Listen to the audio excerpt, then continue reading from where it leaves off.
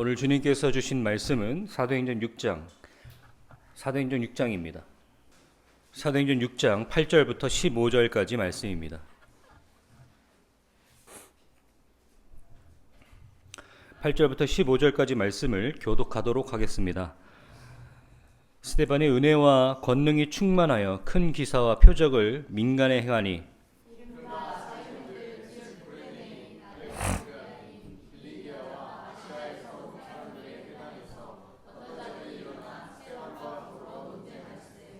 스데반이 지혜와 성령으로 말함을 그들이 능히 당하지 못하여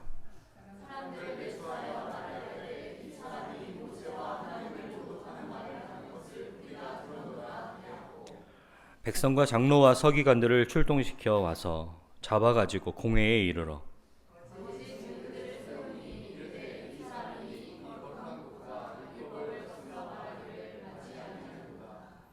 그의 말에 이 나사렛 예수가 이곳을 헐고 또 모세가 우리에게 전하여 준 규례를 고치겠다 함을 우리가 들었노라 하거늘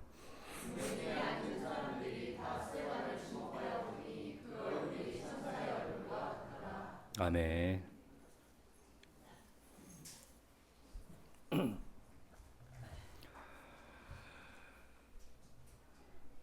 오늘은 우리 지난번에 함께 나눴던 것 같이 교회가 겪고 있었던 크다면 크고 작다면 작은 문제인 사소한 문제가 시작됐던 교회의 모습, 예루살렘 교회의 모습을 봤습니다.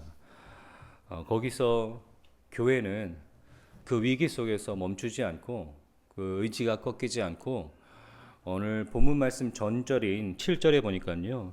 하나님의 말씀이 점점 왕성하여 예루살렘에 있는 제자가의 수가 더 많아지고 허다한 제사장의 무리도 이도에 복종하니라와 같이 일종의 성장통을 겪은 교회가 대나무가 마디를 형성하여 더 길게 뻗어 나가듯이 교회는 그 위기 속에서도 그 갈등 속에서도 더 단단하고 더 크게 성장하는 교회의 모습을 보았습니다.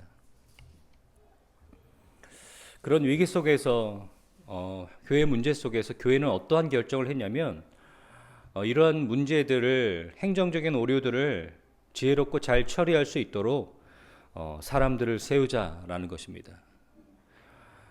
베드로와 요한과 같은 사도들에 의해서 세워졌던 교회가 그 사도들은 기도와 말씀 또 복음을 전파하는 일에 매진해야 되기 때문에 교회 행정과 운영에 대한 부분들은 사람을 세워서 그 사람들로 하여금 지혜롭게 처리하도록 하자라는 그런 의견이었습니다. 그 중에 세워진 사람이 오늘 우리의 이야기인 주인공인 스데반이라는 사람입니다. 오늘 이 스데반이라는 사람의 이야기를 할 텐데요. 이 스데반이라는 사람은 성경에 오늘 이 부분에서만 등장하는 아주 굉장히 짧은 부분에서만 등장하는 인물임에도 불구하고 그 이야기가 가지고 있는 임팩트, 의미가 너무나 큰 성경에 몇 안 되는 사람입니다. 스데반이라는 이름이 가지고 있듯이 여러분 스데반이라는 이름은 다른 성경에 나오는 어떤 이름과는 좀 다르다라고 느껴지지 않으십니까? 성경에는 헬라식 또는 이 아람어로 된 이 사람의 이름이 많이 등장하는데 스데반이라는 이름은 좀 우리가 보기에는 성경의 다른 어떤 인물들의 이름보다는 좀 이질적인 그런 느낌을 줍니다. 오늘 스데반이 어디 사람인지는 성경은 우리에게 잘 알려주고 있진 않지만 오늘 스데반이 논쟁을 벌이고 있는 사람들에 대한 표현을 보면 그 힌트를 좀 알 수 있습니다. 오늘 본문에 보니까 스데반이요 자유민들 즉 구레네인과 알렉산드리아인 길리기아와 아시아에 온 사람들을 해당해서 논쟁을 벌이고 있습니다. 스데반도 그와 같은 사람들입니다. 디아스포라라 해서 유대 지역에 살고 있지 않은 유대인들, 그러니까 각 지역에 흩어져 있는 유대인들, 그 중에 자유민들 즉 이렇게 이야기하는 것은 어떤 이야기가 흩어져 있는데 무슨 이유로 흩어져 있느냐? 다른 나라와 지역에 노예로 살고 있었던 유대인들을 이야기하는 겁니다. 특히 뭐 로마라든지 아니면 다른 나라에 노예로 살고 있는 유대인들, 그런데 그때 당시 시대 정책으로 인해서 자유민들이 된 겁니다. 노예였던 사람들이었는데 유대 지역에 살지 못하고 흩어져 있던 사람들입니다. 그 사람들은요, 때때로 예루살렘에 모여서 절기를 드렸던 사람들입니다. 그 사람들과 함께 논쟁을 벌이고 있는 겁니다. 그 스데반에 대한 이야기인데요. 스데반에 대한 표현을 보면 오늘 성경은 뭐라고 표현하고 있냐면 성령과 지혜가 충만한 사람 스데반이라고 얘기합니다. 믿음과 성령이 충만한 사람 스데반, 은혜와 권능이 충만한 사람 스데반이라고 얘기합니다. 스데반에 대해서 칭찬이 일색입니다. 평가에 이면이 없어요. 정말로 대단한 사람이라고 여겨지는, 성경은 그렇게 표현하고 있습니다. 그런데요, 우리가 부러운 건 딱 여기까지인 것 같아요. 왜냐하면 이 스데반이라는 사람이 사도행전에서 가장 첫 번째로 순교하는 사람이 됩니다. 오늘 아까 설명드렸던 그 자유민들, 구레네인들과 알렉산드리아, 길리에서 온 아시아에 온 사람들이 그들을 고발하고 공회에 세워진 스데반이 그들로 하여금 돌에 맞아 순교하게 합니다. 이 스데반의 죽음은 성경에서 특히 이 사도행전에서 중요한 의미를 갖고 있습니다. 왜냐하면 오늘 이 이야기를 분기점으로 해서 오늘 이 이야기가 화수분이 돼서 교회가 예루살렘 밖으로 퍼져나가는 중요한 사건이 되기 때문입니다. 마치 스데반이라는 이 민들레 홀씨를 뽑아서 박해하고 불었더니 홀씨가 민들레 씨앗이 퍼져나가듯이 많은 그리스도인들이 오늘 이 사건으로 인해서 각 지역으로 퍼져나가기 때문입니다. 오늘 이 스데반의 죽음, 중요하고 순간 의미를 갖고 있는 이 스데반의 죽음에 대해서 나눌 텐데요.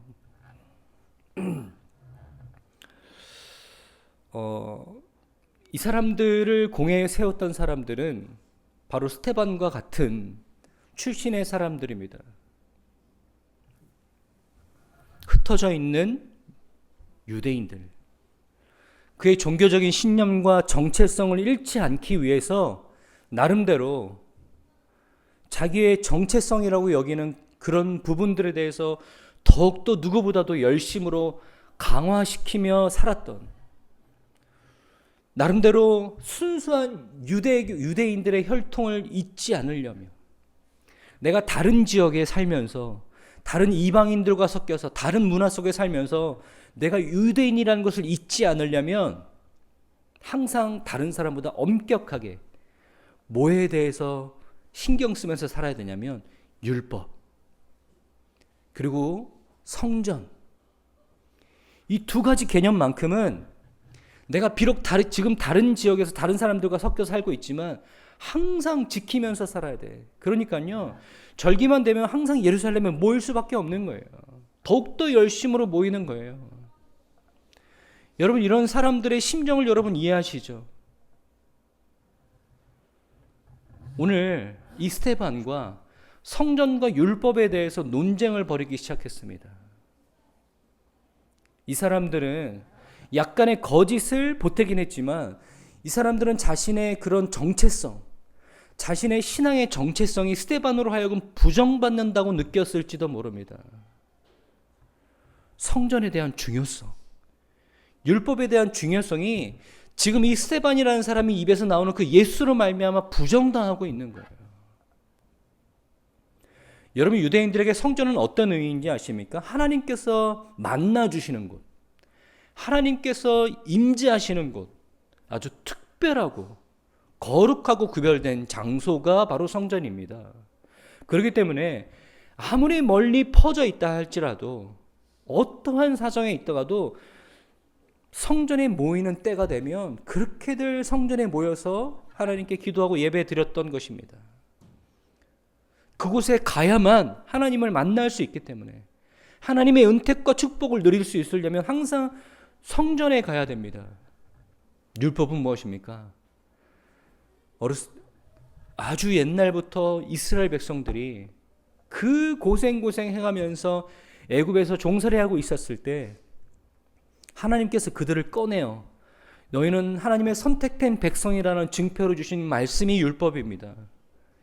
이 율법과 성전 이 두 가지를 붙잡지 않고서는요, 자기들의 신앙을 설명하기에 불가능할 정도로 이 두 가지 개념은 유대인들에게, 특별히 유대 지역에서 살지 못하고 흩어져 있는 다른 문화권에서 다른 사람들과 살고 있는 이들에게는 신앙의 중요한 정체성이 됩니다.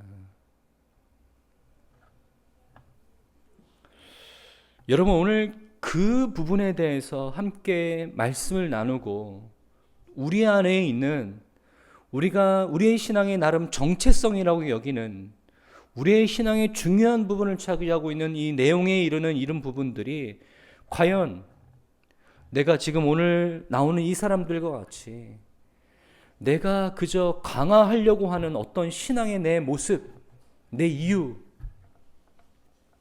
그것이진 않은지. 오늘 성령이 충만한 스테반이라는 사람은요, 그런 경직된 우리의 생각에 뛰어넘어 우리가 과연 하나님께서 의도하고 말씀하신 그 신앙으로 가고 있는지에 대해서 좀 되돌아 봐야 되는 그런 문제를 이야기하고 있습니다. 여러분, 성전에 대한 이야기가 나왔는데요. 여러분, 오늘날까지도 이 부분은요, 제대로 이해하거나 제대로 설명할 수 있는 사람이 있는지 잘 모르겠습니다.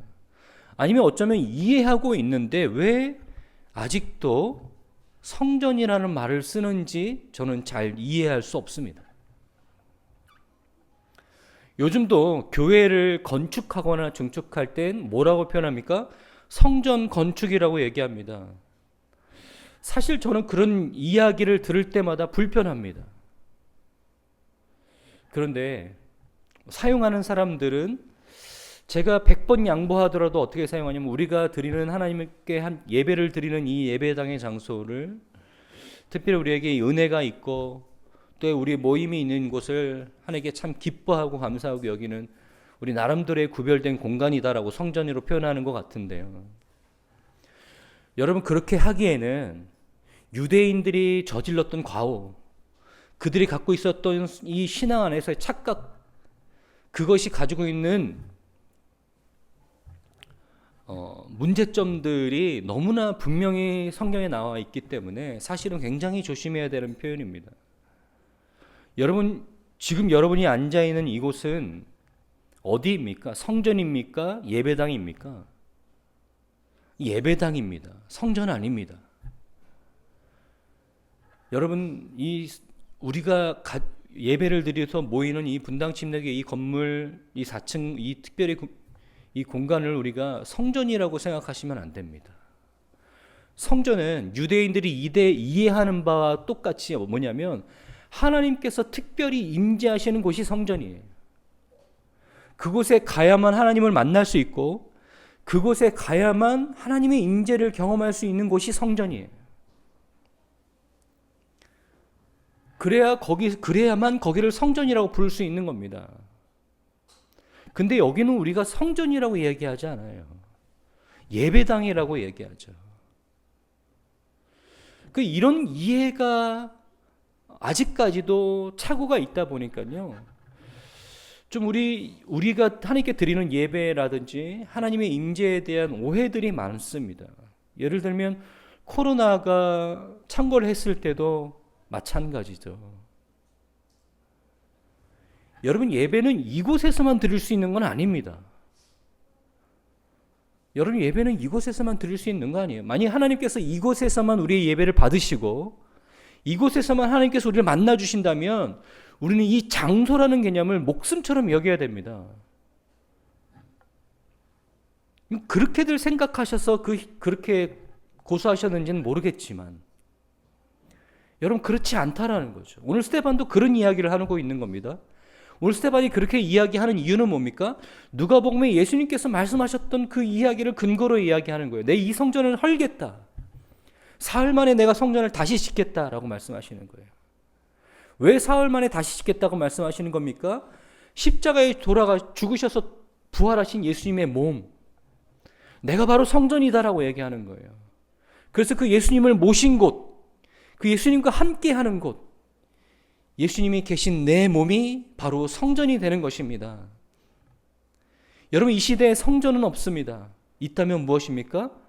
예수님이 계신 곳, 예수님이 함께 하시는 곳, 예수님을 모신 내 마음이 성전.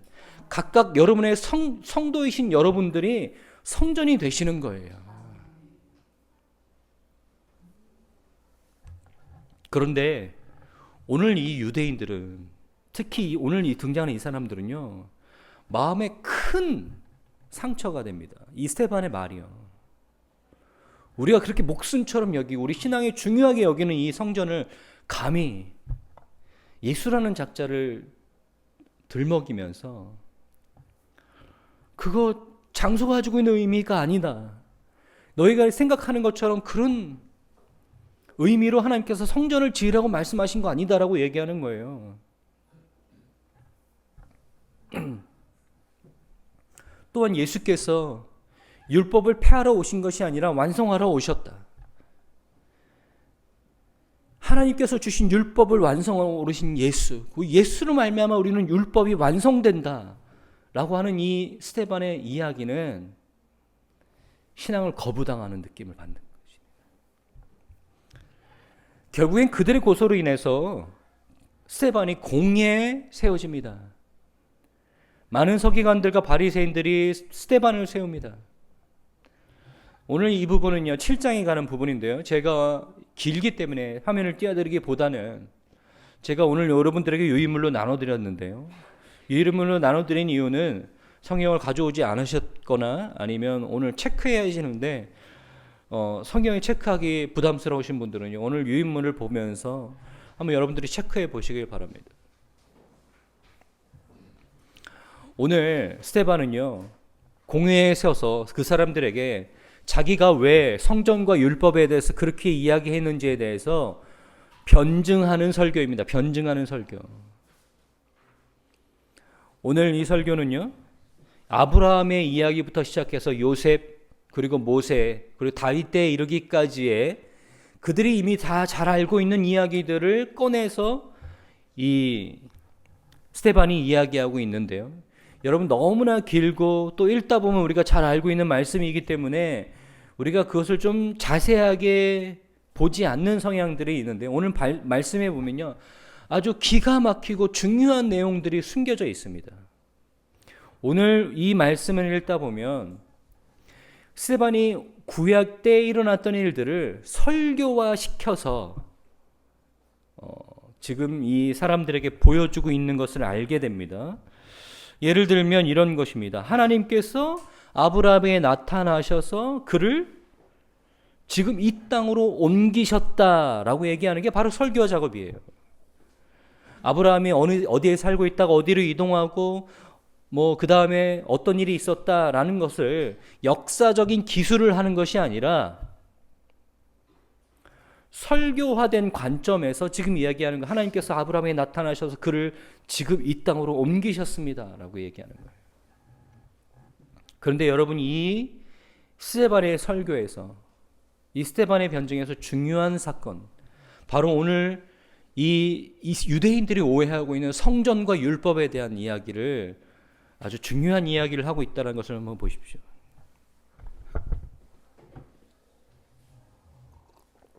오늘 이 7장에 대한 부분들을 제가 최대한 간략하게 설명해 드리면 이런 겁니다. 아브라함이 바로 메소포타미아 갈대아 우르에 있었을 때 하나님께서 그에게 나타나셨습니다. 그는 하나님을 알지도 못하고 하나님을 섬기지도 않고 있었을 때, 그의 아버지가 우상을 섬기고 있었을 때라고 성경은 표현하고 있죠.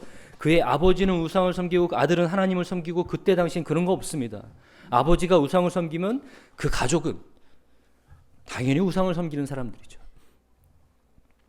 그가 하나님을 알지도 못하고 우상을 섬기고 있었을 때 그때 당시 메소포타미아 지역에 있는 많은 사람들이 그러했던 것처럼 말이죠. 바벨탑이 세워졌던 그 지역입니다. 하나님께서 그에게 나타나셔서 그를 옮기십니다. 하란으로 또는 가나안 땅으로 옮기시게 돼요. 그런데 하란에서 가나안 땅으로 옮기셨을 때 하나님께서 그에게 약속하신 그 가나안으로 옮기셔서 내가 지금 너에게 이 땅을 허락하는 것이 아니라 너의 후손들에게 이 땅을 허락하겠다라고 얘기합니다. 근데 그의 후손들도 그 땅을 즉각 즉시 허락받고 밟는 게 아니에요. 어떻게 됩니까? 아브라함이 하나님께서 말씀하셨던 것처럼 너희의 후손들이 많아질 건데 그 후손들이 종살이를 하게 될 것이다. 고된 노역을 시달리게 될 것이다 라고 이야기하는 거예요. 그 아브라함의 후손들이 바로 우리가 잘 알고 있는 그 야곱이죠. 12조상을 낳았습니다.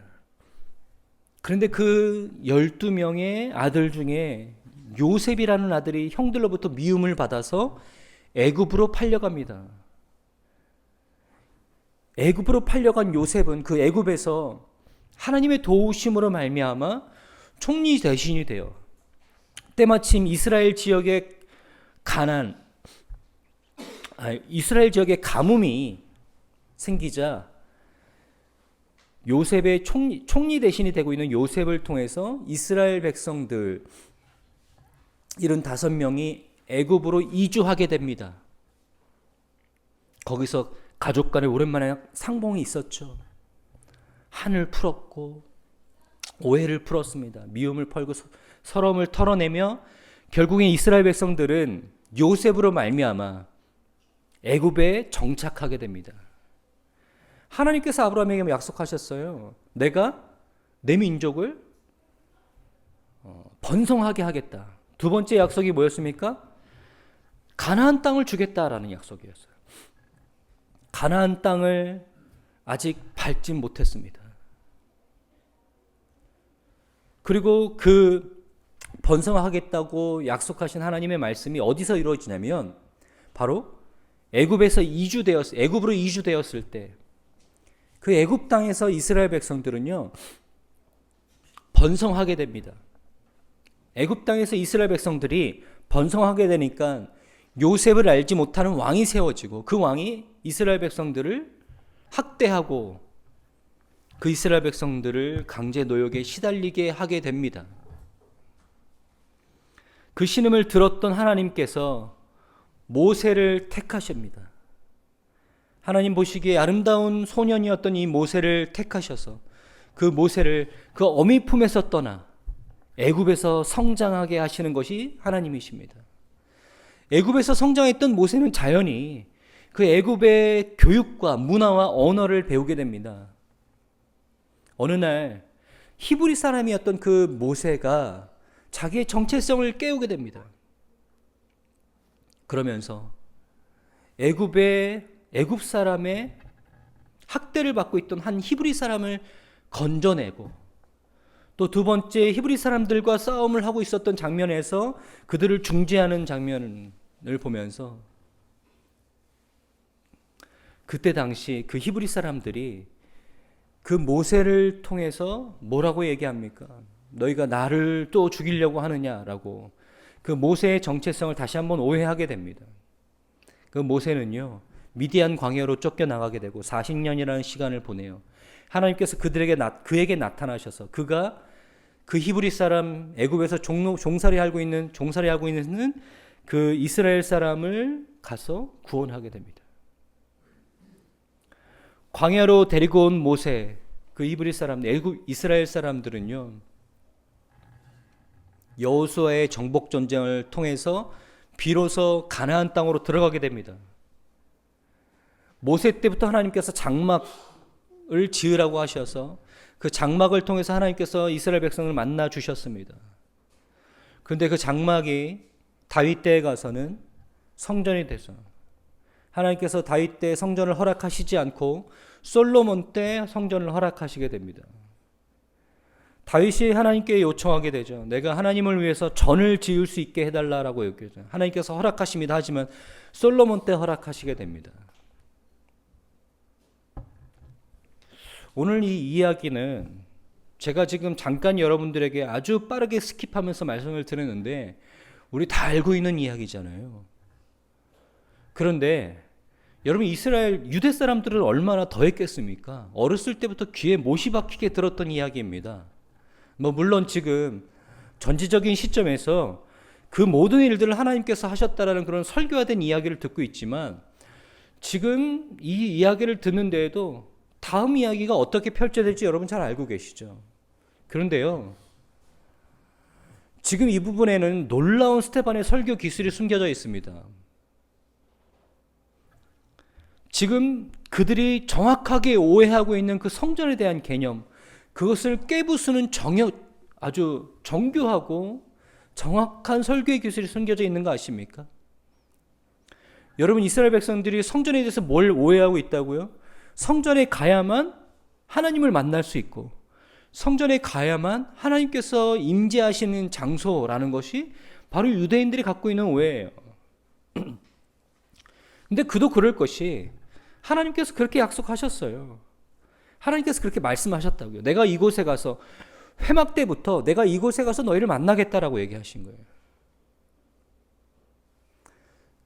그런데 그것은 하나님께서 일시적인 그들과 맺은 약속이 있고 방법이었습니다. 그러면 성전이 지어지기 전에는 하나님께서 그들을 안 만나셨습니까? 그게 아니라는 거죠. 여러분 지금 어떻게 생각하세요? 여러분 보시면 교회에 와야만 기도가 된다고 이렇게 고집하시는 분들이 있어요.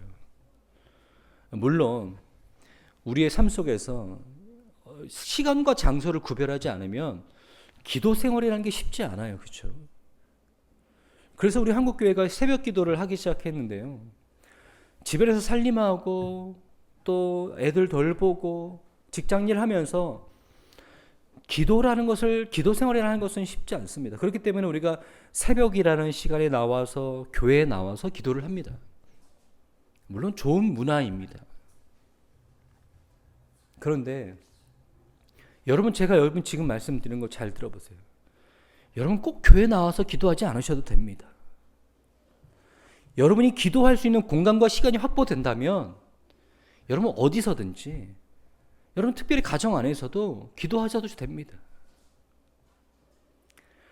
여러분 꼭 새벽이라는 시간이 여러분들에게 허용되지 않는다면 다른 시간을 구별해서 하나님께 드려서 기도하십시오.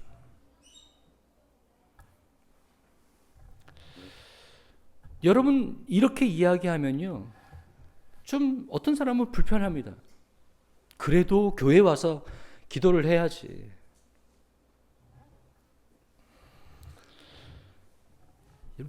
교회에 와서 기도가 잘 된다면 그렇게 하십시오. 그런데 교회에 와서 기도해야만 하나님께서 들으신다라고 오해하고 생각하지 마십시오. 여러분 오늘 이스라엘 백성들이요, 정확하게 이런 부분들을 오해하고 있는데요. 여러분 오늘 스테반이 그들이 너무나 잘 알고 있는 이 이야기를 통해서 이야기합니다. 여러분 보십시오. 어떤 이야기가 숨겨져 있는지 보십시오. 2절 한번 보실래요? 여러분 유인물을 한번 보세요. 7장 2절 한번 보세요. 여러분 한번 표시해 보십시오.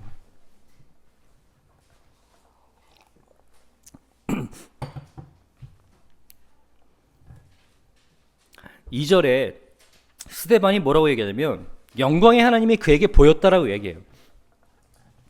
여러분 굉장히 특이한 표현이에요. 영광의 하나님이 아브라함에게 보였다라는 거예요. 이것은 스데반이 의도적으로 표현하고 있는 건데요. 하나님이 그에게 보였다가 아니라 영광의 하나님이 그에게 보였다라는 거예요. 그 영광의 하나님이 그가 어디에 있었을 때 그에게 보였다고 표현하고 있습니까? 메소포타미아에 있을 때라는 거예요. 자, 9절 한번 체크해 보십시오. 여러 조상이 요셉을 시기하여 애굽에 팔았더니 하나님이 그와 함께 계셨다라고 되어 있어요. 그 다음부터 애굽이라는 표현이 7번이 나와요. 애굽이라는 표현이 7번 쓰면서 지금 뭘 얘기하고 있습니까? 그가 애굽에 있을 때 하나님께서 그와 함께 하시고 그에게 말씀하시고 그를 도우셨다, 이런 이야기를 하고 있는 거예요. 모세의 이야기를 가볼까요? 33절 한번 표시해 보십시오. 모세가 하나님을 만나는 장면입니다. 내가 내 백성의 고통의 신음을 들었다. 그러면서 하나님께서 모세를 부르십니다. 어디에서요? 미디안 광야에서. 미디안 광야에서. 주께서 이르시되, 떨기나무 가운데 하나님께서 임하시죠. 주께서 이르시되 내 발에 신을 벗으라. 내가 서 있는 곳은 뭐라고 하십니까? 거룩한 땅이니라. 지금 여기 어디입니까? 성전입니까? 아니요. 이스라엘, 최소한 이스라엘입니까? 아니에요. 영광의 하나님께서 아브라함을 만나셨던 곳이 어디입니까? 갈대아 우르 지역, 메소포타미아 지역이에요. 요셉이 수많은 위기 가운데서 하나님께서 그와 함께 계셔서 그를 도우셨던 그곳이 어디입니까? 형들에게 미움받아 팔려갔던 애굽이에요. 그들이 목숨처럼 여기는, 자기의 뿌리처럼 여기는 모세가요, 하나님께서 처음 모세를 만나셔서 세우셔며 나를 만나고 있는 그곳이 거룩한 땅이니 너 신을 벗어라라고 이야기하는 곳이 지금 어디입니까? 미디안 광야입니다. 자, 보세요. 아직도 성전이 하나님을 만나는 유일하고 거룩한 장소라고 여러분 말하시겠습니까? 지금 스테판이 이 이야기하고 있는 거예요. 지금 정확하게 꼬집고 있는 거예요. 하나님께서 성전에서만 여러분 만나신다고요? 제가 여러분들이 너무나 잘 알고 있는 이야기, 우리의 역사책에서 국뽕처럼 차오르는 이야기 한번 말씀드려 볼게요. 지금 하나님 여러분은 어디서 만나고 계십니까? 지금 하나님께서 역사적인 사건에서 어떠한 그 역사적인 인물을 만나고 계신 그 장소가 지금 어디입니까, 여러분?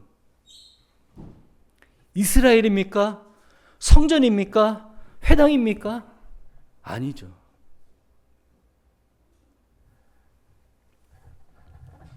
여러분, 솔로몬은요, 하나님께서 허락하신 그 성전을 지을 때도요, 솔로몬은 알았어요. 하나님께서 내가 지은 이 건물에 감히 하나님께서 이곳에 임하시겠습니까? 감히 하나님께서 이곳에 묶여 계시겠냐라는 거예요.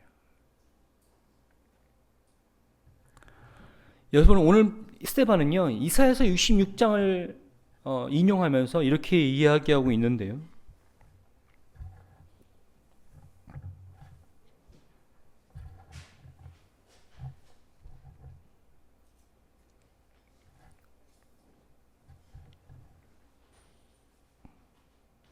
(49절인데요) 49절 한번 표시해 보시겠습니까? 주께서 이르시되 하늘에 나의 보좌여 땅은 나의 발등상이니 너희가 나를 위하여 무슨 집을 짓겠으며 나의 안식할 초소가 어디냐? 이 모든 것이 다 내 손으로 지은 것이 아니냐 함과 같으니라.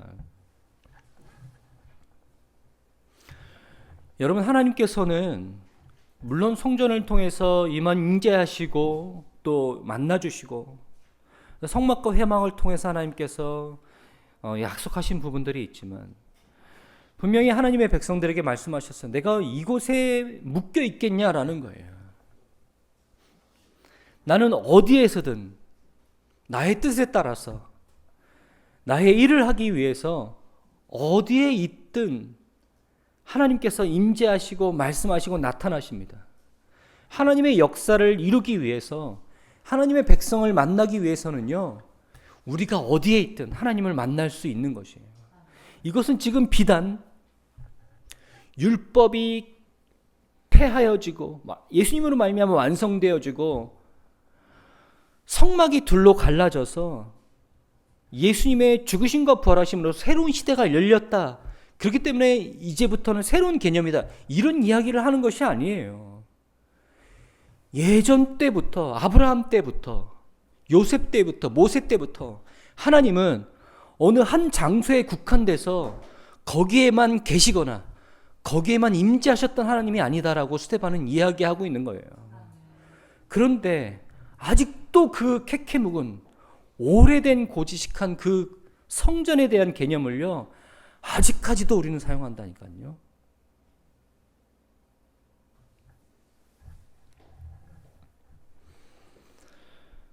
여러분, 율법에 대한 이야기 볼까요? 율법은요, 이스라엘 백성들의 정체성에 대한 가장 중요한 핵심이죠. 특히 이들, 다른 지역에 퍼져 있는 이들한테 내가 그리스도인, 아니, 내가 유대인이라는 것을 더욱더 지켜야 되는, 더욱더 그 순수성을 지켜야 되는 데 있어서 율법은요, 목숨과 같은 것이었어요. 그들에게 내가 유대인이라는 것을 드러내는 정체성에 있어서 마지막 하나 남은 거는요, 율법이에요. 나는 뭐예요? 율법을 받은 하나님의 백성이라는 거예요. 여러분, 그러니까 그들이 그 상황 속에서 이 부분들이 얼마나 강화됐겠습니까? 얼마나 강화됐겠어요. 근데 예수라는 사람이 와서 지금 나에게 뭐라고 얘기하는 것 같냐면, 그 율법 그거 중요한 거 아니야. 나를 믿어야 돼. 그 율법의 묵은 조항들, 거기서 벗어나 나를 믿어야 율법이 완성되는 것이다 라고 얘기하는 거예요. 나를 믿어야 천국에 갈 수 있다라고 얘기하는 거예요. 그 고된 시간을 지날 때도요, 그런 힘든 민족성을 잃어버리고 막 이리저리 포로로 잡혀다니면서 힘든 일들을 겪을 때도요, 그들을 붙잡을 수 있었던 건 뭡니까? 하나님께서 율법을 주신 선택된 민족이라는 거, 그거 하나 붙잡고 살았다고요. 그런데 이 예수라는 작자가, 특히 오늘 또 이 스테반이라는 작자가요, 그 율법으로 똘똘 뭉쳐진 우리의 정체성을 긁고 있는 거예요. 우리가 율법을 왜 그렇게 목숨처럼 여겼는데, 우리가 율법을 왜 그렇게 소중하게 여기냐면, 이로 통해서만 의롭다 여김 받을 수 있는 거예요. 하나님께. 그래야만 하나님께서 약속하신 그 하늘나라에 들어갈 수 있는 거예요. 근데 오늘 예수님께서 하신 말씀도 그렇고 스데반도 그게 아니라고 얘기하는 거예요. 여러분, 오늘 이야기 어떻게 끝나죠? 스데반이 그들한테 잡혀서 돌에 맞아 죽습니다. 여러분, 이런 배경을 이해하지 못하고 그 정서를 이해하지 못하면요, 이런 과격한 사람들이 다 있습니까? 이렇게 가혹하고 무식한 사람들이, 폭력적인 사람이 어디 있어요? 그냥 좀 자기의 마음에 안 들다고 돌로 치는 사람, 이런 무식한 사람들 어디 있어요? 아니요. 그들은요, 그들의 신앙의 전면을 부정당하고 있다. 내가 목숨처럼 여기고 있었던 내 신앙 있잖아요. 그런데 그 시작이 어떻든, 그 만들어진 과정이 어떻든요, 지금 그들은요, 하나님의 말씀에서 벗어나 오히려 자기의 생각과 자기의 전통과 자기의 습관이 만들어낸 경직된 신앙생활을 하고 있는 거예요. 다른 어떤 것들을 받아들일 준비가 되어 있지 않습니다. 그 율법을 완성시키러 예수님이 왔다라는 것도 그들한테는 들리지 않아요. 지금 오늘 본문 말씀에는요, 어떤 이야기가 또 숨겨져 있냐면, 그 모세 너희들이 어떻게 했냐? 너희들이 어떻게 했냐라는 거예요. 하나님께서 그 모세를 세우셨어요. 그 인간의 역사 가운데서 하나님께서 임재하시고 하나님께서 주관하시면서 너희들을 위해서 세운 그 모세를 너희가 어떻게 했냐라는 거예요. 애굽에 있을 때는 어떻게 했어요? 또 광야에 나왔을 때는 그들이 그들을 어떻게 했습니까? 금송아지를 만들어서 우리를 위해서 애굽에서 건져낸 우리의 신을 만들어라고 얘기합니다. 그러면서 때때마다 어떻게 합니까? 때때로 어떻게 합니까? 애굽으로 돌아가려고 합니다.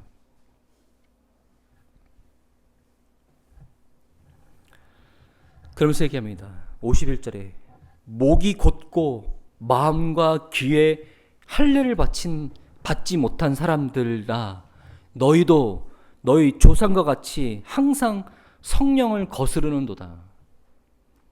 목이 곧고요, 마음과 귀에 할례를 받지 못했어요. 아무리 말해도 들리지 않아요. 아무리 말해도 들리지 않아요. 왜냐하면 이게 뭐예요 지금? 자기가 지금까지 강화시켜 놓은 자기의 신앙의 정체성이에요. 성전도 율법도 하나님께서 주시고 허락하신 이유를 완벽하게 이해하지 못한 채 뭡니까? 그저 자기의 상황과 환경 속에서 자기가 강화시켜 놓은 자기의 정체성이라고요. 여러분, 우리 교회, 예전 우리 교회예요. 어떻습니까? 여러분, 우리 예전의 삶을 되돌아보세요. 얼마나 힘들었습니까? 특히 이 부녀자의 신분으로 산다라는 거. 그 남아선호 사상의 그 유교 사상 속에서 한국 사회에서 여자의 어머니의 몸으로 산다는 건 굉장히 녹록치 않은 삶이었어요. 제 눈으로도 목격했고요. 또 우리가 걸어온 삶의 모습이에요. 그런데 거기서 전도를 받았어요. 그래서 교회를 다녀요. 그러다 보니까 어떻게 보면 그 집에서 나만 교회를 다녀요. 애도 키워야 되고요. 교회를 다녀보니까요, 집에서 느끼지 못했던, 부부관계에서 느끼지 못했던, 가정에서 느끼지 못했던 따뜻함과 해소함이 있는 거예요. 교회를 목숨처럼 여기면서 열심히 다닙니다. 교회에 와야만 뭔가 좀 안식처가 있는 것 같아요. 그럼 어떻게 합니까? 밤낮 울면서 하나님께 기도하고 새벽이고 밤이고 하나님께 가서 기도합니다. 이유가 뭐예요? 집에 가서는요, 신앙생활이 안 돼요. 그 남편 얼굴 봐서는요, 신앙생활 안 돼요. 교회 다닌다는 말도 못하고 살고 있는데 할 수 있는 건 뭐예요? 주님 앞에 나와서 눈물 쏟아내면서 찬송하고 기도하고 예배드리고, 이게 지금 내가 살아가고 있는 원동력이라고요. 그렇게 신앙생활을 했던 사람들이에요. 기도하고 예배드리고. 다른 사람들 보면요, 저게 신앙생활이야. 저게 신앙생활이야. 제가 학교를 갔는데 특정 교회에서 온 신학생 무리가 한 30명이 있어요. 저희 학년에만. 7시간 기도하지 않으면 목회할 생각하지 말래요. 하루에 7시간 기도하자. 그들은 진짜로 7시간 기도해요. 강당에 가서. 막 방언하고 막 소리 질러가면서 7시간 기도해요. 기도가 중요한 거 누가 모릅니까? 그렇죠? 기도가 신앙인들한테 호흡과 같고 얼마나 중요한 일입니까?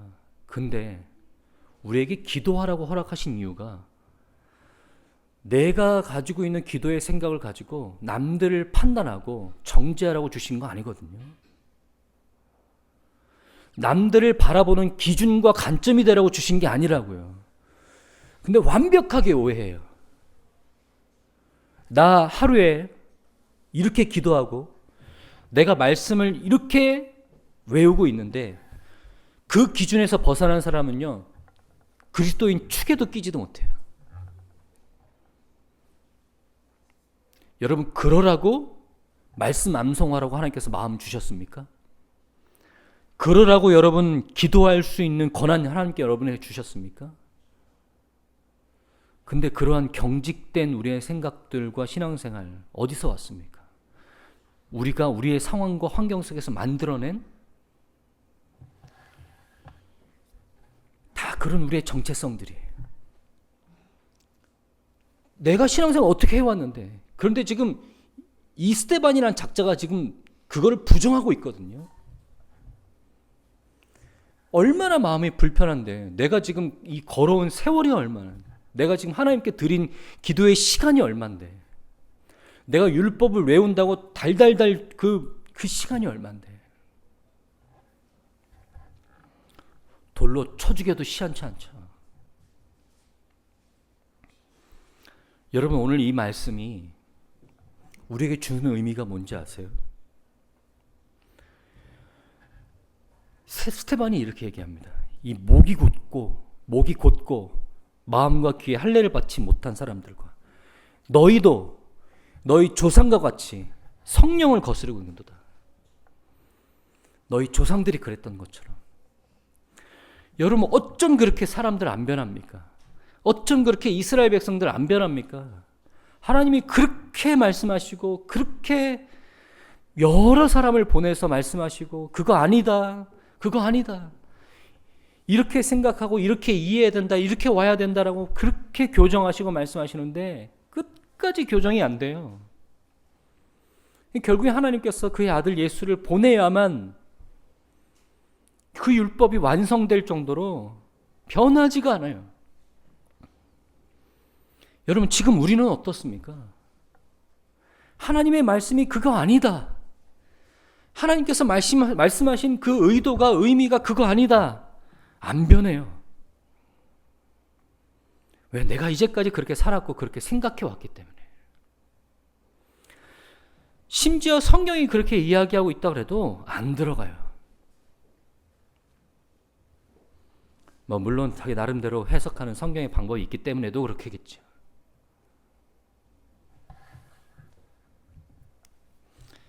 여러분, 오늘 말씀의 결론은 이렇습니다. 그거요, 유대인만 그렇습니까? 특정 환경에서 신앙생활을 했던 어떤 몇몇 집사님들, 권사님들만 그렇습니까? 아니요, 다 그래요. 다 그렇다고요.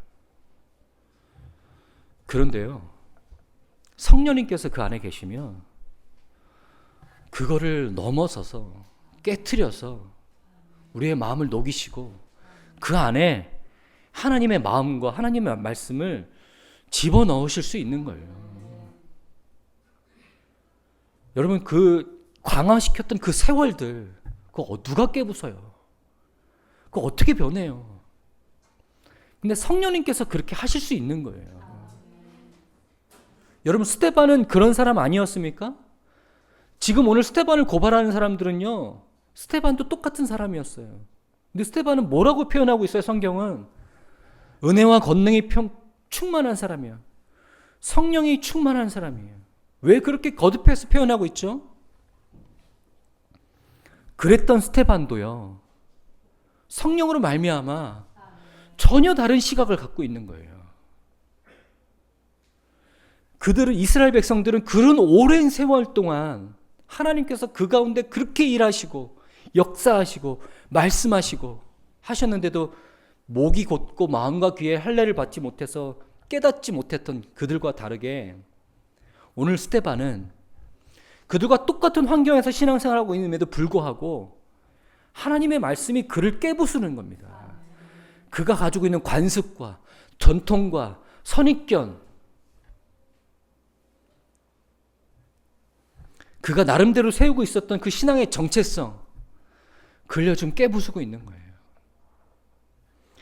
여러분, 오늘 성령님께서 여러분들과 함께 하신다면 여러분 새롭게 생각하실 수 있고 새롭게 하나님의 말씀을 받아들일 수 있는 여러분들이 되시기를 주님의 이름으로 축원합니다.